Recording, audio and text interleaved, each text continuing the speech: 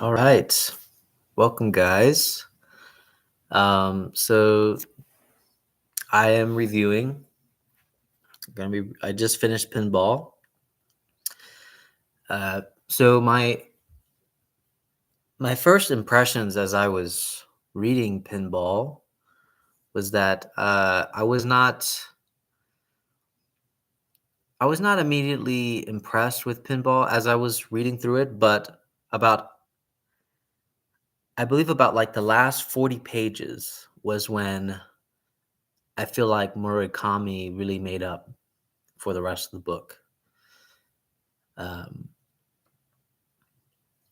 because it just really got super fascinating. I think he finally started tying a lot of threads. Because I think when you start reading Pinball, it seems like it oscillates more abruptly between the character, the rat, and this nameless narrator.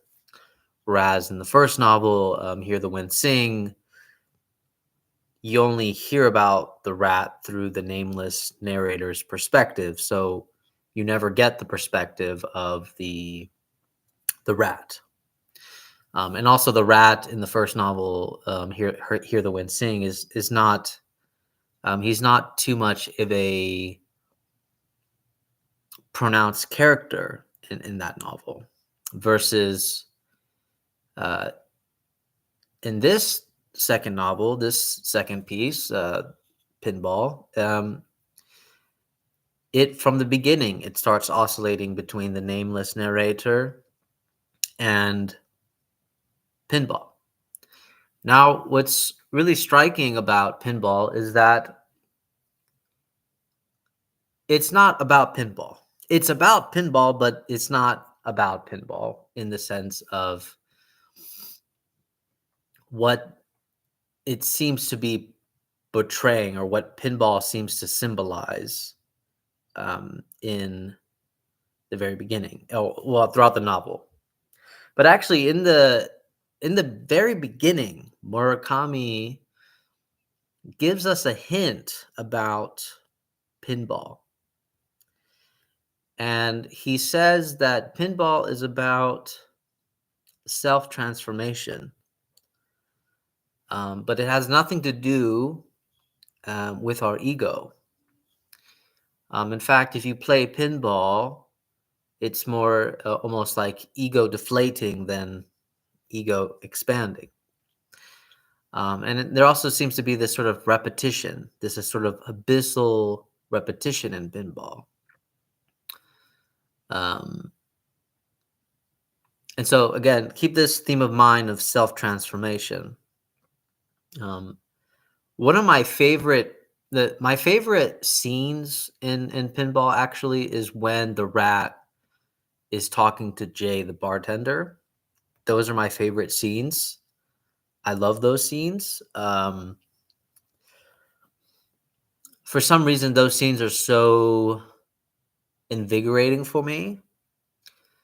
Uh, they're just like my favorite. I think anytime throughout the novel that the rat was talking to Jay, the bartender, and like the rat's own struggle with himself and like being in love with this girl, and also simultaneously trying to let her go or struggling to let her go, um, makes it the novel just 10 times better, right? I think those scenes were just super memorable for me and irreplaceable. I really enjoyed reading them. They're my favorite. I think I could have just read an entire novel just from the fact of the rat struggles and then the interactions between Jay and the rat in the bar scene. Like it's always a repetitive thing because the rat always returns to the bar and he talks to Jay, and it's always like a very um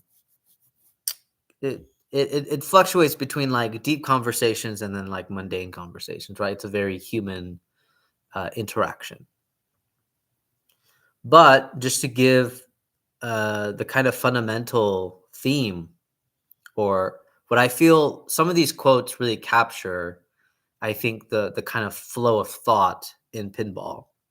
And some of them are there. with what Rat is saying, and then some of them are there with what the nameless narrator is saying. So I'll first I will read this passage of when Jay and the rat are talking, and they, of course, they meet several times, but this specific one is when the rat is struggling to tell Jay that he's going to leave, and that he's gonna leave the town forever. Well, not forever, but he's gonna leave the town. He's gonna do a change. Um, but anyways, here's in the middle of the conversation of the rat telling Jay his whole speculation about life, right? He goes, but I've come to believe it doesn't really make a damn bit of difference one way or the other. We're all going to rot, don't you think? Jay just listened, holding his glass of cola at an angle. Yet people keep changing. For the longest time, I couldn't figure out what the point was. Chewing on his lip, the rat stared at the table and thought. So here's my conclusion.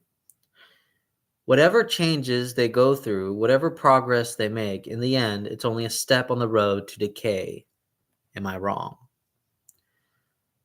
This is Jay. No, I don't think you're wrong. And then the rat. That's why I couldn't care less about anyone who happily trots along toward the void, or this whole freaking town for that matter. Jay said nothing. The rat did the same. He took a match from the box on the table, struck it, and watched the flame burn down the shaft before lighting a cigarette. The problem is, said Jay, you are about to make a change. Am I right? Dead on. Neither spoke for a few seconds, 10 seconds perhaps. It was Jay who broke the silence. People are awkward creatures, a lot more awkward than you seem to realize. The rat emptied the last of his beer into his glass and downed it in a gulp. I'm lost. Jay nodded. It's hard to know what to do. I figured that much, Jay smiled. Okay, so that's the interaction, right? The fact that the rat has noticed that there seems to be this very moot point in existence where it's like, yeah, you can change, you can progress, you can do all these self transformative things, and yet in the end it just ends in death, and sort of your unexistence, your eventual non-existence. um, and so I'm going to fast forward to another interaction where the nameless narrator, he is looking for this spaceship, not spaceball, spaceship pinball machine. And the woman that works with him in the translation company that he started with his partner is asking him why he's doing this, why he's pursuing this pinball thing so hard, and why he's going out to search for it. So I'll put it right here. So the nameless narrator, he's telling her like, hey, I'm gonna go meet this guy because he knows where this pinball machine is, right? And then she goes, this is how it starts. She goes, where are you going? He goes, to play pinball. I'm not sure where. Pinball. Yeah, hitting balls with flippers. Of course I know, but why pinball? Why? This world is rife with matters philosophy cannot explain. I'm going to stop right there because I find this very fascinating, because Murakami seems to have alluded to this at least twice already, about how there's just things that philosophy itself cannot explain. Anyways, it continues, and then it goes, are you good at pinball? And he goes, I used to be. It was the only thing I could really take pride in. And then she says, I've got nothing like that. Then you've got nothing to lose. While she pondered that one, he goes, I ate what remained of my spaghetti and helped myself to a ginger ale from the fridge. And then I believe this is her line where she says, There can be no meaning in what will someday be lost. Passing glory is not true glory at all. Who said that? And I'm assuming this is the nameless narrator saying who said that. And then she says, can't recall, but I agree with the idea. And then he says, is there anything in this world that can't be lost? I believe there is. You should be too. I'll do my best.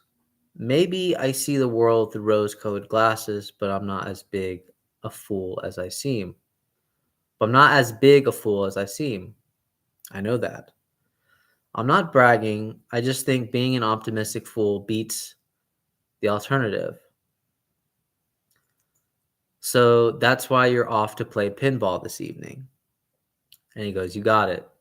Okay. So the dialogue gets a little confusing because I literally forget who says what in like the middle. Like I forget who gives the advice about like, I want to say it's her that says there can be no meaning in what will just someday be lost. Passing glory is not glory at all. And he says, who said that? And then she says, can't recall, but I agree with the idea. And then he goes, is there anything in this world that can't be lost? And then she says, I believe there is. You should too. I'll do my best. But I think it's actually him that says there can be no meaning in what will someday be lost. And then she goes, who said that? Can't recall, but I agree with the idea. And then she goes, is there anything in this world that can't be lost? And he goes, I believe can't be lost. And he goes, I believe there is. You should too. And then she says, I'll do my best. And he goes, maybe I see the world through rose-colored glasses, but I'm not as big a fool as I seem. And she goes, I know that.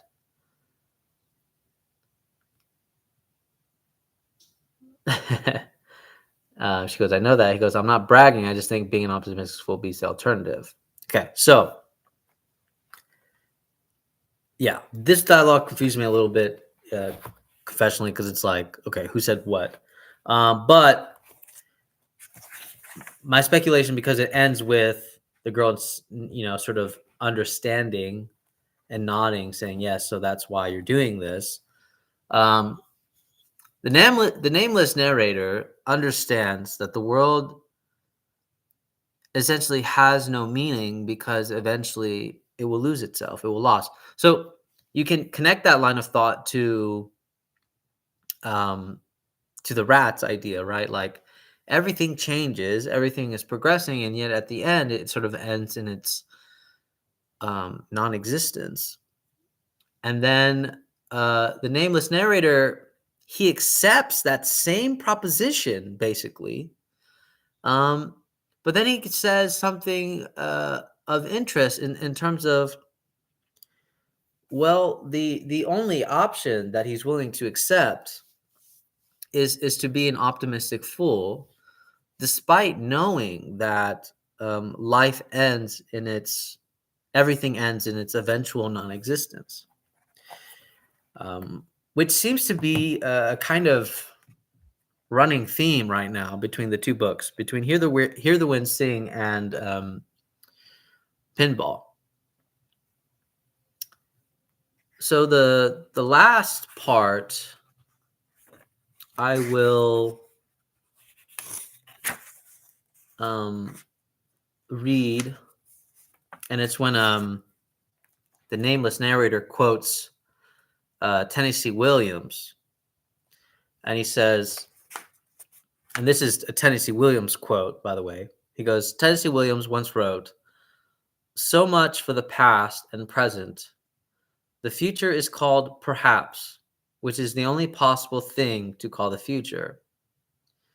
Yet when I look back on our voyage, I can see it only in terms of a nebulous perhaps. All we can perceive is this moment we call the present, and even this moment is nothing more than what passes through us. So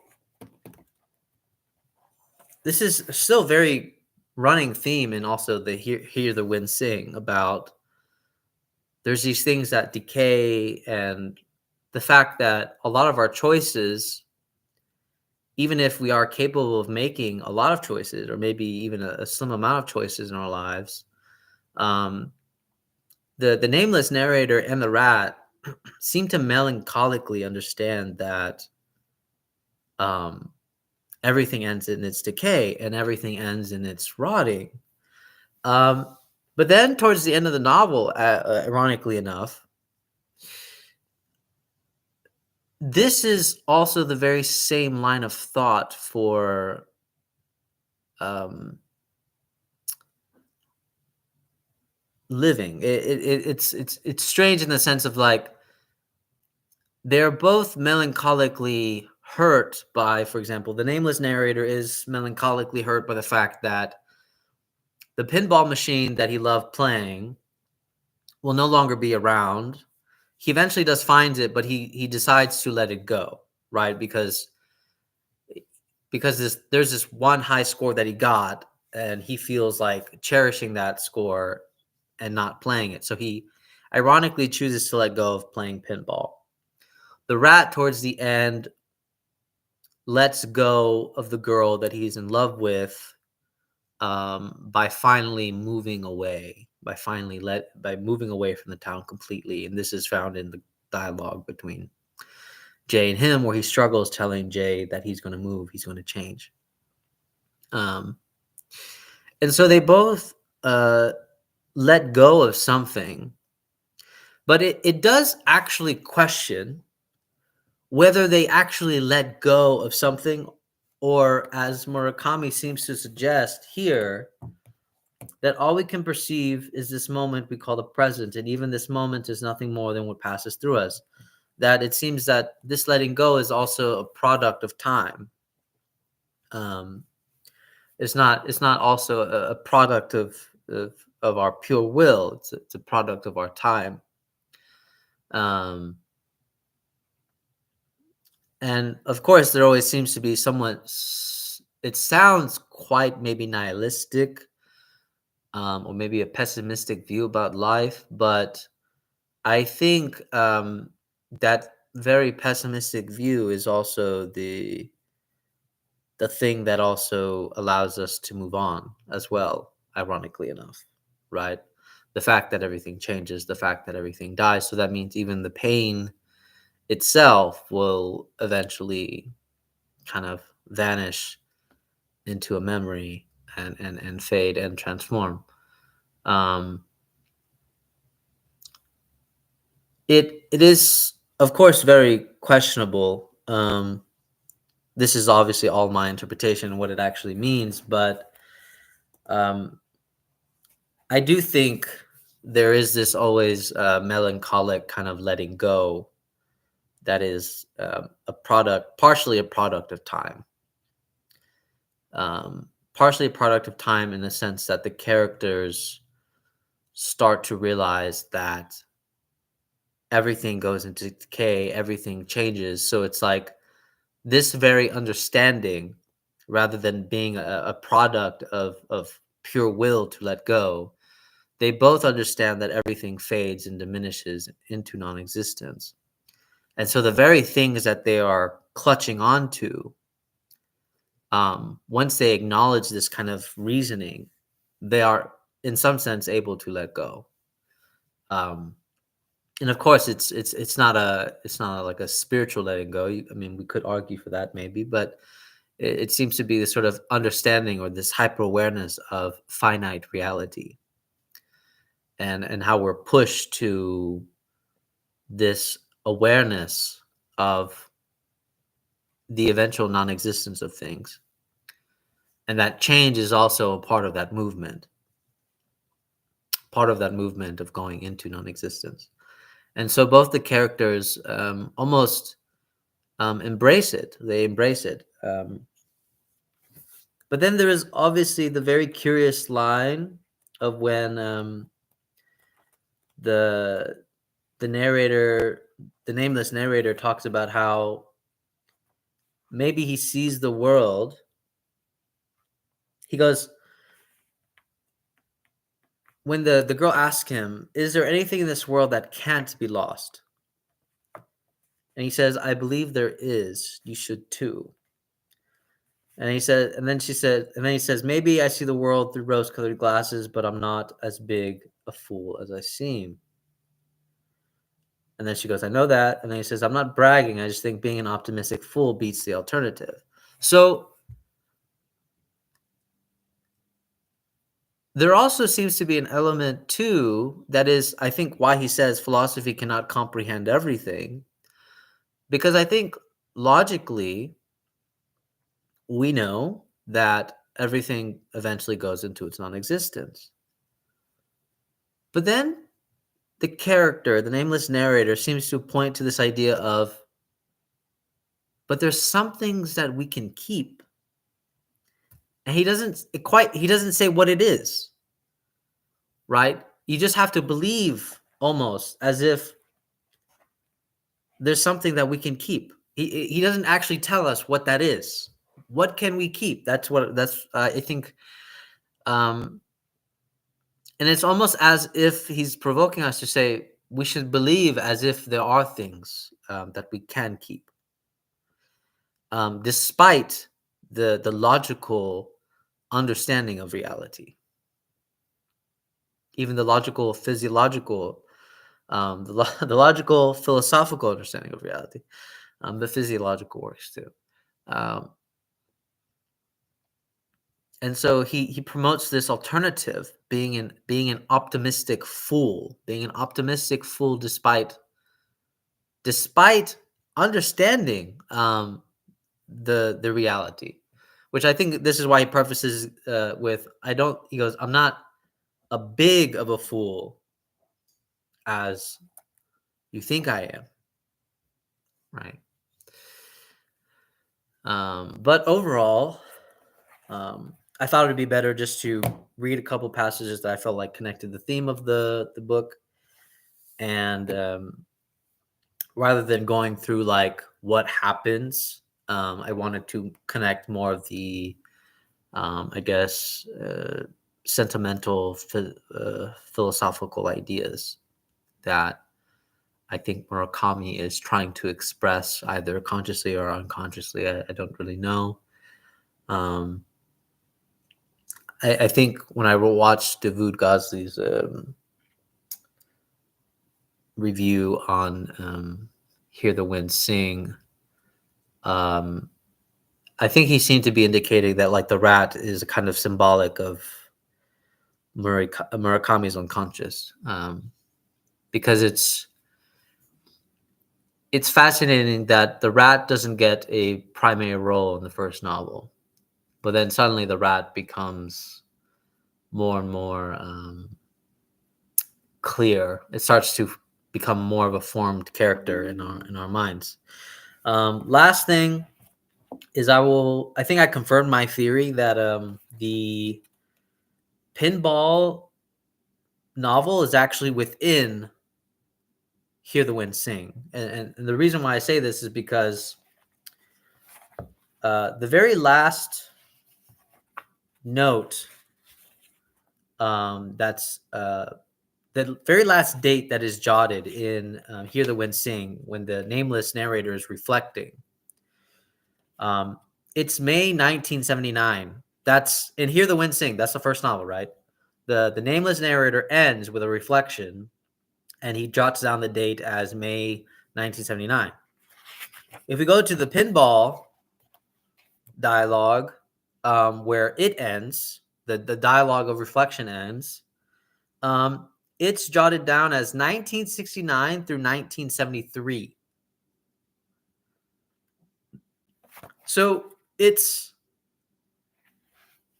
weirdly enough, even though Pinball is a sequel, it's actually very much within um, the Hear the Wind Sing. Ironically enough, it's actually within itself. Hear the Wind Sing, at least in chronological time, uh, from the way the nameless narrator is understanding things. But anyways, hope you guys enjoyed that review. I mean, in terms of like, should we read it? Should we not read it? Um, there's redeemable qualities. I like Murakami's style. I liked both the books. Um, I think I was captured by Hear the Wind Sing because the first time I was encountering this style.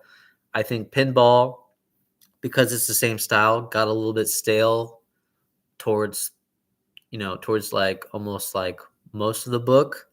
But then about page 90, and like the book is only like 130 pages. So about like the last 40 pages, I felt like actually redeemed the rest of the book. Because I just couldn't stop reading after that. It was extremely good. Um, I think Murakami had been setting everything in place, which to me it's questionable as to why it took him so long to set everything in place. But because it's only a novel of 130 pages, but again, at the same time, I think it's really good. I think it's really good. The last 40 pages redeemed the rest of the Pinball novel, in my opinion. Um, and I think Hear the Wind Sing, the first one was just good all the way from beginning to back.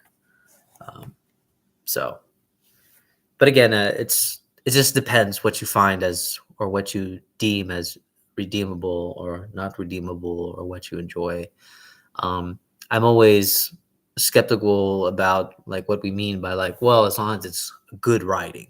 Good writing. Well, I mean, you know, I don't know. Good writing is we can understand good writing in a grammatical sense, right? Like, are they describing versus explaining, right?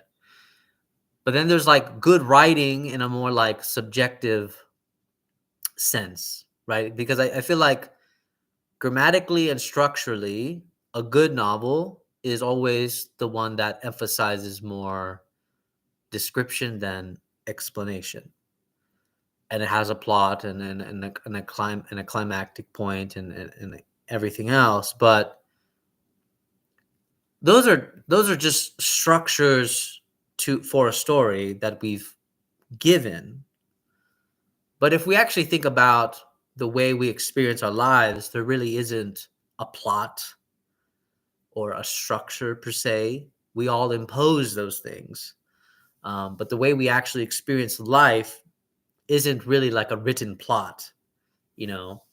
So it's something that's very fascinating. You could say only retrospectively do we give a plot and a structure to a sense of a novel, but um, it seems with telling stories that's what we want. But when it comes to actual life, we always tell stories very disjunctively, and I feel like Murakami is very close to giving a phenomenological experience of the way we live versus like abiding necessarily to a structure of a novel. I mean, he ends up giving it a structure, but the way it oscillates between two characters, the way they just go through days and the way they just it almost seems like a sort of very mundane hearing of two characters' lives is very analogous to the way we experience our own lives, in my opinion. Um, so whether we want to consider that good writing, I will leave that up to you. Um, you know, you could always say like, well, there's life and then there's novels. Like life can maybe be like a story, but it's not completely like a story.